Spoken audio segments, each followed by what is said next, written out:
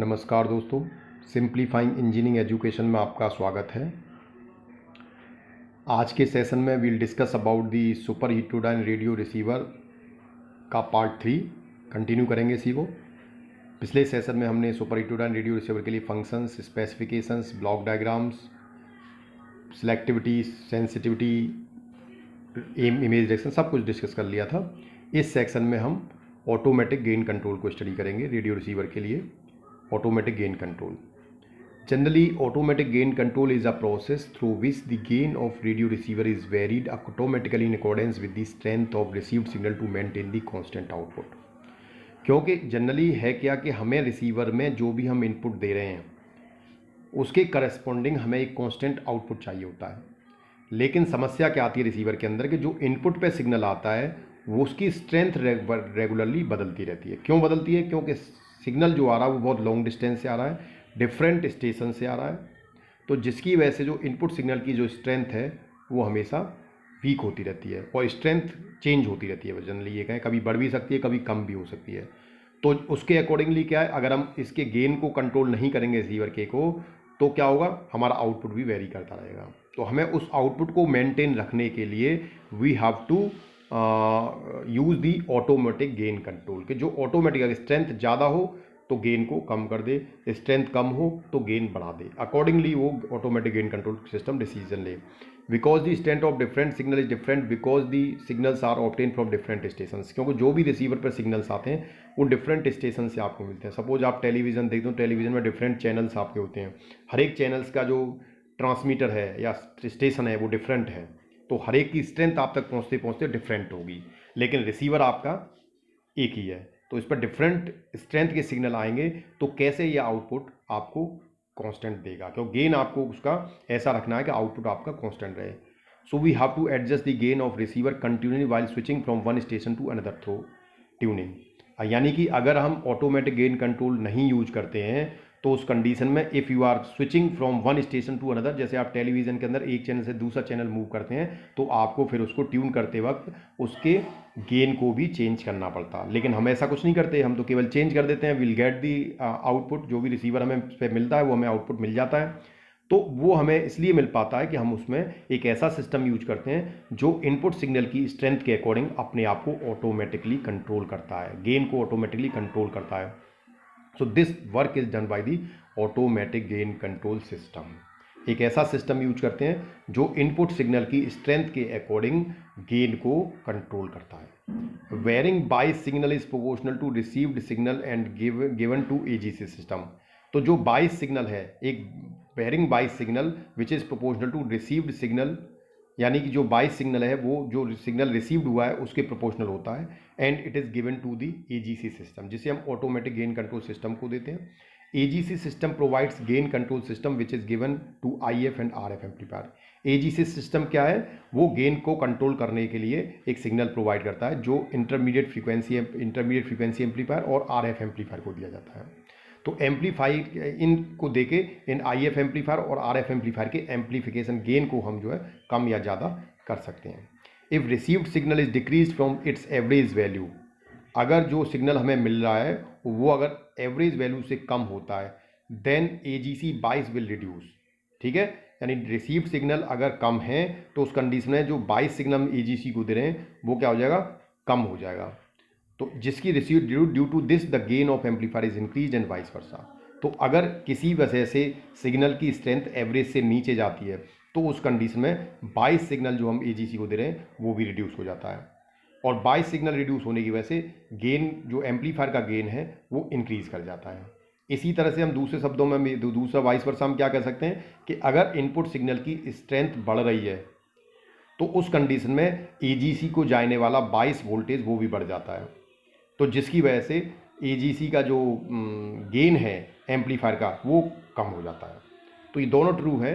तो ये देखें, this is the applying of AGC signal to IF and RF amplifier. ये सिंपल आपका जो सर्किट है इसमें आरएफ एम्पलीफायर, मिक्सर और detector, local oscillator, IF amplifier, detector और एएफ वोल्टेज, देन स्पीकर। ये ब्लॉक डायग्राम तो आपका सुपर हेटेरोडाइन रेडियो रिसीवर का है जिसे हमने पहले किया था। और मिक्सर को हम फर्स्ट डिटेक्टर भी बोलते हैं, जिसमें से आरएफ एम्पलीफायर से जो आपको आउटपुट मिला था उसकी फ्रीक्वेंसी डिजायर्ड सिग्नल की फ्रीक्वेंसी थी, एफआई इंटरमीडिएट फ्रीक्वेंसी है। FO लोकल ऑसिलेटरी फ्रीक्वेंसी है। इसी में हम AGC सिग्नल कैसे अप्लाई करेंगे, तो हमने एक AGC सिस्टम लिया है। अगर आप देखें, this is the AGC system. इस AGC सिस्टम पर डिटेक्टर से एक वेरीफाइंग बाइस सिग्नल जा रहा है। ये बाइस सिग्नल की जो मैग्नीट्यूड है, वोल्टेज है, वो according to the received signal की स्ट्रेंथ के अकॉर्डिंग कम या ज़्यादा होती रहती है। अगर स्ट्रेंथ वीक है तो बाइस सिग्नल कम रहता है, तो AGC को पता लग जाता है कि उसको इन एम्पलीफायर्स की गेन को बढ़ाना है।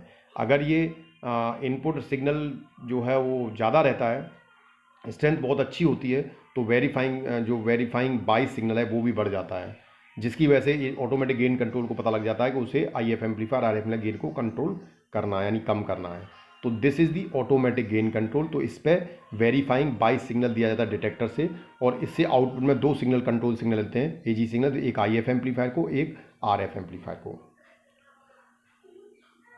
It is a simple automatic gain control क्या, it is start to apply from the beginning और at very weak strength of received signal. यानी जो ऑटोमेटिक गेन कंट्रोल है, सिंपल ऑटोमेटिक गेन कंट्रोल है, इसका एडवांटेज ये होता है कि जैसे ही कोई सिग्नल इस पर आता है वो बहुत वीक होता है, तो बिगिनिंग से ही आपके AGC अप्लाई होना स्टार्ट हो जाता है। जनरली जो AGC सिग्नल है उसे हम दो तरीके से हम इस सिस्टम को डिवाइड कर सकते हैं, ऑटोमेटिक गेन कंट्रोल सिस्टम को, सिंपल ऑटोमेटिक गेन कंट्रोल और दूसरा डिलेड ऑटोमेटिक गेन कंट्रोल। तो सिंपल ऑटोमेटिक गेन कंट्रोल में क्या, it is start to apply from the beginning, यानी स्टार्टिंग से ही जैसे ही सिग्नल इस पर इनपुट आता है वैसे ही automatic gain control automatically IF amplifier RF amplifier पर अप्लाई हो जाता है। लेकिन डिले ऑटोमेटिक गेन कंट्रोल में ऐसा नहीं होता। In this AGC is applied above the specified strength of received signal, यानी जो सिग्नल हमें मिल रहा है इसमें हम एक कट ऑफ डिसाइड कर देते हैं कि अगर हमें जो इनपुट सिग्नल है, रिसीव सिग्नल है, उसकी स्ट्रेंथ अगर इस पर्टिकुलर लेवल, इस स्पेसिफिक लेवल से अगर ऊपर जाती है तो वो AGC को अप्लाई करेगा। So this is delayed automatic gain control. This is the circuit diagram of the AGC signal which is applying to IF amplifier, कि हमने यहाँ पर एक ट्रांसफॉर्मर यूज किया है जिस पे हमने IF इंटरमीडिएट फ्रीक्वेंसी इनपुट दिया है। देन ये it is the secondary of the transformer, इस पर हमें इनपुट मिल जाता है। ये एनवलप डिटेक्टर से इस पे आउटपुट मिल जाएगा। यहाँ पे ऑलरेडी हम दे चुके हैं, अगर डायोड का इनपुट पर V1 है और आउटपुट पर V2 है तो हम V2 निकाल लेते हैं।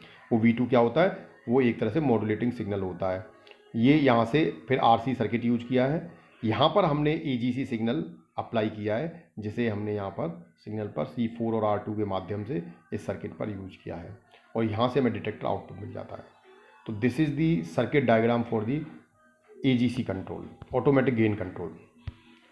Then we comes on the FM receiver. जैसे सुपर हीटेरोडाइन रेडियो रिसीवर जो था वो AM रिसीवर था, इसी तरह से सुपर हीटेरोडाइन रेडियो रिसीवर में FM रिसीवर भी होता है। FM receiver just like a super heterodyne radio receiver, only the difference are, यानी जो FM super heterodyne radio receiver में जो FM रिसीवर होता है वो सुपर हीटेरोडाइन रेडियो रिसीवर के AM रिसीवर की तरह ही होता है, यानी दोनों SHR super heterodyne radio receiver same होते हैं, बस उनमें थोड़ा सा डिफरेंस होता है। क्या क्या डिफरेंस होता है कि operating frequency of FM receiver is greater than the AM receiver, यानी वो सुपर हीटेरोडाइन रेडियो रिसीवर जिसमें हम AM मॉड्यूलेशन यूज कर रहे हैं या AM ट्रांसमीटर यूज कर रहे हैं उसे हम super heterodyne radio receiver AM बोलते हैं। और FM रिसीवर में सुपर हीटेरोडाइन रेडियो रिसीवर वो होता है जिसमें हमने ट्रांसमीटर जो है वो FM frequency modulated transmitter use किया है। तो FM रिसीवर की जो ऑपरेटिंग फ्रीक्वेंसी रेंज है वो AM रिसीवर से ज़्यादा होती है। तो एक तो अंतर ही होता है दोनों SHR में। D emphasis network is used in FM receiver. FM receiver में हमें डी एम्फेसिस नेटवर्क यूज करना पड़ता है। ये हमने जब FM मॉड्यूलेटर सर्किट्स पढ़े थे तब इसका अध्ययन किया था। FM demodulator circuit differs from AM modulator circuit, और जो FM डिमोडुलेटर सर्किट्स हम यूज कर रहे हैं उसका सर्किट AM मॉड्यूलेटर से डिफरेंट होता है। ये भी हम ऑलरेडी सर्किट्स में देख चुके हैं। AGC system of FM receiver differs from the AG system of AM receiver. दोनों का automatic gain control system AM receiver के लिए और FM रिसीवर के लिए दोनों के लिए डिफरेंट होता है। Amplitude limiters are use in FM receiver. FM receiver में हम एम्पलीट्यूड लिमिटर्स भी यूज करते हैं। जैसे कि आपने देखा था कि जब हम कोई भी नॉइस जब चैनल में रिसीवर में इनपुट में आती है तो उसके एम्पलीट्यूड में ऐड हो जाती है वो। तो FM रिसीवर में क्योंकि इन्फॉर्मेशन हमारी फ्रीक्वेंसी में होती है तो और एम्पलीट्यूड में नहीं होती, तो उसके एम्पलीट्यूड को लिमिट किया जा सकता है, इसलिए हम उसमें एम्पलीट्यूड लिमिटर्स लगाकर उसके एम्पलीट्यूड को लिमिट कर लेते हैं। This is the block diagram of the FM receiver. तो क्या है, बस थोड़ा सा स्लाइटली डिफर कर रहा है AM रिसीवर से। क्या अंतर है देखें, ये RF एम्पलीफायर है, ये वहाँ पर भी यूज़ था AM रिसीवर में भी। देन मिक्सर, मिक्सर से आउटपुट फ्रीक्वेंसी वाले that is intermediate frequency, local oscillators output frequency that is FO, यहाँ तक कोई चेंज नहीं है। IF amplifier, intermediate frequency amplifier. Limiter, यहाँ चेंज आया है, यहाँ पर हमने डिटेक्टर यूज किया था, अब डिटेक्टर की जगह पर हमने यहाँ पर एक लिमिटर यूज किया है, और इस लिमिटर से हमने एक सिग्नल वेरीफाइंग बाई सिग्नल दिया AGC कंट्रोल सिस्टम को, जो IF एम्पलीफायर और RF एम्पलीफायर सिग्नल दे रहा। तो यहाँ तक एक सेम है ये, यहाँ से देखें ये this is complete is same as a AM receiver. Change यहाँ से स्टार्ट हुआ लिमिटर, फिर हमने डिस्क्रिमिनेटर, वहाँ पर हम डिटेक्टर यूज करते थे AM मॉड्यूलेशन के लिए और डिस्क्रिमिनेटर यूज करते थे फ्रीक्वेंसी डिमॉड्यूलेशन के लिए। तो यहाँ पर डिस्क्रिमिनेटर यूज किया है जो इस मॉड्यूलेटेड सिग्नल को फ्रीक्वेंसी FM जो मॉड्यूलेटेड सिग्नल है उसको मॉड्यूलेटिंग सिग्नल में कन्वर्ट करेगा। देन हमने डी एम्फेसिस नेटवर्क एम्फेसाइज करने के लिए इसको, क्योंकि हमने वहाँ पर इसे एम्फेसाइज किया था तो उसे डी एम्फेसाइज करना है, तो डी एम्फेसाइज करने के डी एम्फेसिस नेटवर्क हमने यूज किया है, ये भी हमने AM रिसीवर में नहीं यूज किया था। देन यहाँ से जो आउटपुट मिला वो एक ऑडियो पावर है, उस ऑडियो पावर को एम्पलीफाई करने के लिए ऑडियो पावर एम्पलीफायर यूज कर लिया, जिससे कि ये सिग्नल की कंडीशनिंग हो जाए और ये रिसीवर इस सिग्नल को एक्सेप्ट कर सके, और यहाँ पर आपको इस रिसीवर पर इस स्पीकर पर आपको जो भी मैसेज सिग्नल है वो सुनाई पड़ जाता है। तो this is all about the FM receiver. दोस्तों ये प्रिंसिपल ऑफ कम्युनिकेशन इंजीनियरिंग का अंतिम चैप्टर है। न्यू सिलेबस में NSQ आधारित सिलेबस के अंदर आपका FM रेडियो रिसीवर तक ही कोर्स है। इसके बाद जो चैप्टर थे मल्टीप्लेक्सिंग और जो मॉडर्न मल्टीप्लेक्सर वगैरह दिया था, इसके अलावा एंटीना एंड वेव प्रोपोगेशन था, वो चैप्टर सिलेबस से नहीं है इसमें न्यू सिलेबस में, तो आपको केवल रेडियो रिसीवर तक करना है। आगे हम ज़्यादातर छात्रों की डिमांड आ रही है, काफ़ी मैसेजेस आए हैं सिलेबस को रिवाइज करने के लिए, तो हम फ्रॉम दी बिगनिंग जो शुरू के 4 चैप्टर थे जिसमें AM, FM और PM, उनको भी हम स्टार्ट करेंगे। Thanks for watching the video.